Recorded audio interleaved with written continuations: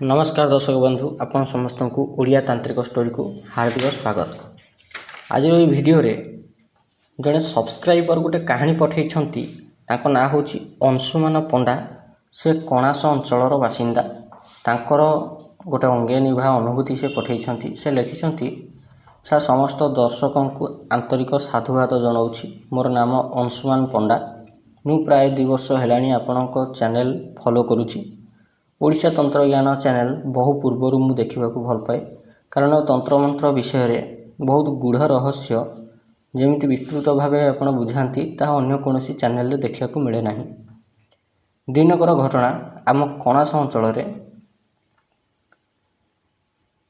गुणीटुणीर प्रभाव टिके बेसी कारण आम अंचलर अधिकांश लोक तांत्रिक मान द्वारा ही उभय भल और खराब काम साधन करती। से दिन शनिवार पड़ी थाए। गाँ दांडे संध्या समय आम 10-12 जन सांग बसी खटी आड्डा जमई थाउ। गाँ गहली एरिया जेहेतु संध्या हेबा मात्रे गाँ ठाकुर घरे भागवत पढ़ा हुए। ढोल मृदंग झांझर ताले ताले संध्यार माहौल टिके नियारा लगे। आमे क्रिकेट खेल विषय गपसप करू थाउ। गाँर सेपट साहिरु किछि हो हल्ला शुभिला। आम मानक गपसप रे टिके बाधा सृष्टि हैला। देखु देखु जना पड़ा जे आर पाख साहिर नारायण स्त्री पागेली भली विलाप करुच्ची। किछि लोक कहउछंती जे ताकू कुआडे भूत लागिछि। मु मो जीवन रे केबे काहाकू भूत प्रेत लागिथवार देखि नथिली। एणु मो मनरे व्याकुलता बढ़ुथाए। आमे समस्ते मिसी गलु देखिया पाइका। नारायण घर दांड पिंढारे प्राय 40 खंडे लोक गदा होई थांती। सेठी जाई देखिला बेलकू सतकू सत ता स्त्री देहरे भूत लागिछि। सेठी पाखरे गोटे गुणिया बसी थाए। किछि झुणा दानी रे झुणा पकेइकिरी मंदार फूल गुड़ाए थोइकिरी किछि मंडल आंकिकिरी मंत्र पढ़ुथाए। पाखरे 3 जोड़ी बेत रखी थाए एवं मयूर पुछ बहुत अधिक रखी थाए। से बेत को किछि मंत्र कहिकिरी पकेइला गोटे छाट। नारायण स्त्री कांदिया को लागिला। ता देहरे थिबा प्रेत कांदिला। गुणिया पचारला तू किए?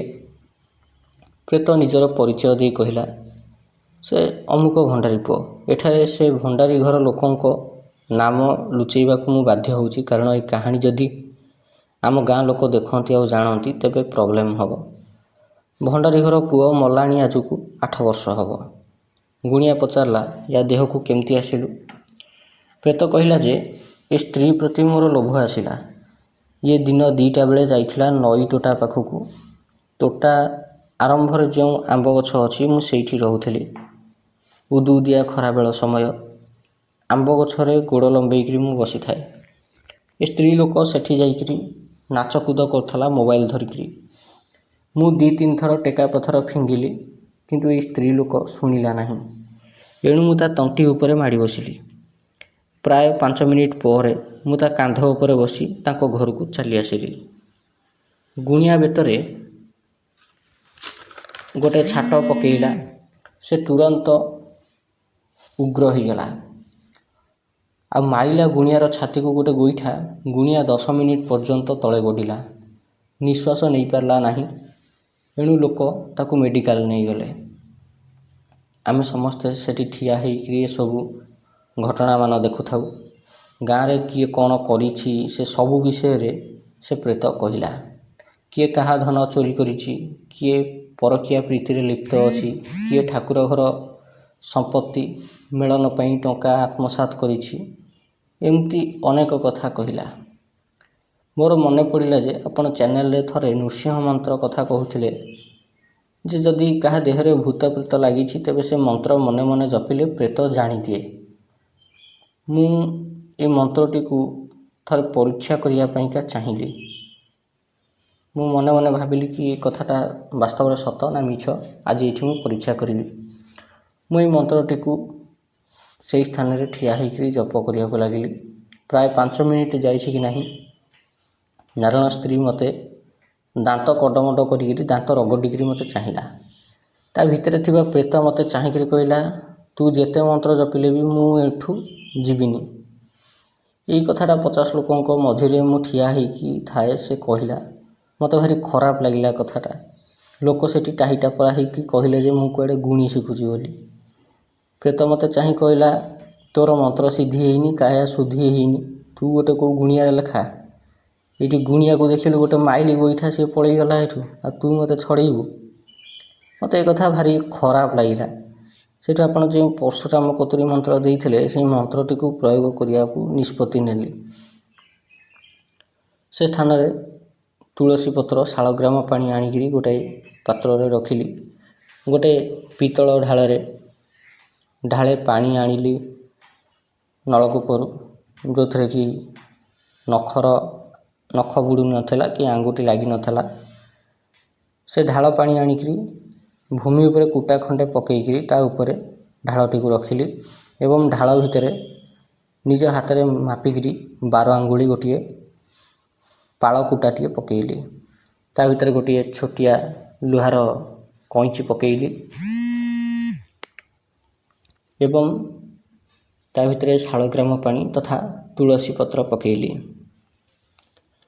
ପକାଇ ସାରିବା ପରେ ଭଗବାନ ଶିବଙ୍କୁ ଏବଂ ଭଗବାନ ପରଶୁରାମଙ୍କୁ ସୁମରଣା କରିକିରି, ଭଗବାନ ଶ୍ରୀରାମଚନ୍ଦ୍ରଙ୍କୁ ସୁମରଣା କରିକିରି ପାଣି ମନ୍ତୁରେଇଲି। ଅଭିମନ୍ତ୍ରିତ ପାଣି ଦେଖୁ ଦେଖୁକା ପ୍ରାୟ 15 ମିନିଟ୍ ଭିତରେ ପାଣି ମନ୍ତୁରା ଶେଷ ହୋଇଗଲା। ଅଭିମନ୍ତ୍ରିତ ପାଣି ଆଞ୍ଜୁଳାରେ ଧରି ତା ଉପରକୁ ଫିଙ୍ଗିବା କ୍ଷଣି ନାରଣ ସ୍ତ୍ରୀ ତଳେ ଗଡ଼ିଲା। ତାପରେ ତାକୁ ତାଙ୍କ ଘର ଲୋକ ମାଡ଼ି ବସି ଧରିଲେ। ସେ କହୁଥିଲା ଯେ ତା ଦେହ ଜଳିଯାଉଛି ବୋଲି କହୁଥିଲା। ତା ପାଟି ଖୋଲିକି ମାଡ଼ି ବସିକି ତା ପାଟି ଖୋଲିଲେ, ସେ ପାଣି ତା ପାଟିରେ ଢଳା ହେଲା। ପିଇବା କ୍ଷଣି 5 ମିନିଟ୍ ଭିତରେ ତା ଡାହାଣ କାନ ପାଖରୁ ଗୋଟେ କଳା ଧୂଆଁ ଭଳି ଜିନିଷ ବାହାରିକିରି ଗଲା। ପୁରା ଗାଁ ଲୋକ ସେଠି ଦେଖୁଥିଲେ। ଠିକ୍ ଅଧଘଣ୍ଟା ଭିତରେ ସେ ଏକଦମ ଭଲ ହୋଇଗଲା, ନର୍ମାଲ ହୋଇଗଲା। ଏ ଘଟଣା ପ୍ରତ୍ୟେକ ଗାଁ ଲୋକ ଦେଖୁଥାନ୍ତି।